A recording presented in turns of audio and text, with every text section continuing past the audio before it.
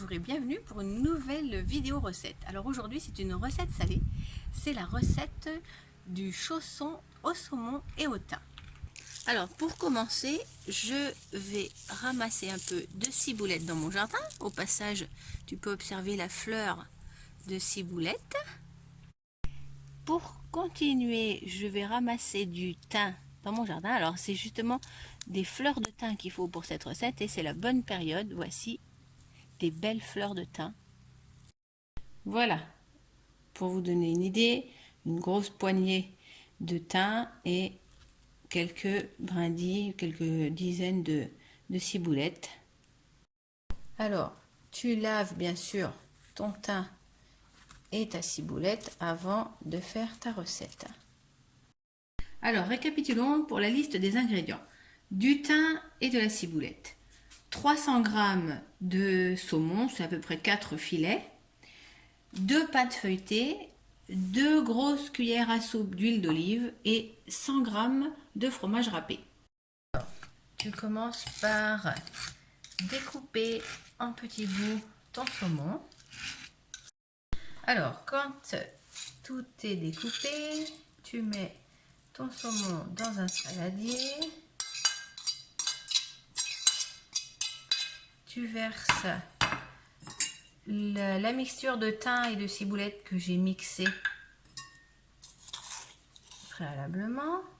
Alors là, ça c'est une mixture qui sent super bon, ça sent très fort le thym. Tu rajoutes l'huile d'olive et pour finir, tu mets le fromage râpé. Alors ici c'est du fromage de l'Emmental, mais souvent je mets du râpé de chèvre, c'est très très bon aussi. Allez, tu n'as plus qu'à mélanger tout ça. Pas besoin de saler, il y a le fromage, il y a le poisson qui est déjà assez salé. Et ensuite, comme pour la galette des rois, tu étales ta petite préparation sur ta pâte feuilletée, sur la première pâte feuilletée que tu as étalée sur une plaque de cuisson. Alors tu laisses bien un petit bord tout autour pour pouvoir mettre ta deuxième pâte feuilletée et faire des petits bords ensuite en rabattant la deuxième. Alors, je l'ai oublié de le dire tout à l'heure, mais avant de cuisiner, j'espère que tu t'es bien lavé les mains. Hein, c'est très important, c'est la première chose à faire. Donc ensuite, avec tes mains, tu fais un petit rebord pour fermer ton chausson.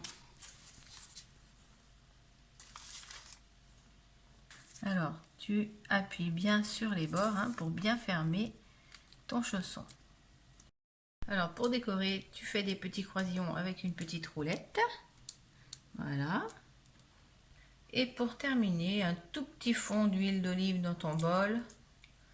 Et avec un pinceau, tu étales sur ton chausson pour qu'il dore un peu mieux. Et tu n'as plus qu'à la mettre au four, légèrement préchauffé, à 180 degrés pendant 30 minutes. Et voilà, le chausson est cuit. Vous voyez comme il est bien gonflé. Allez, qui veut une part?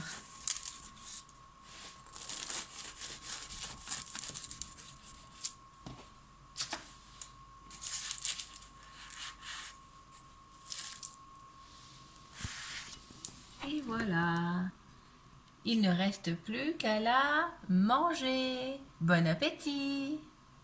Allez, à table les enfants, et n'oubliez pas vos chaussons!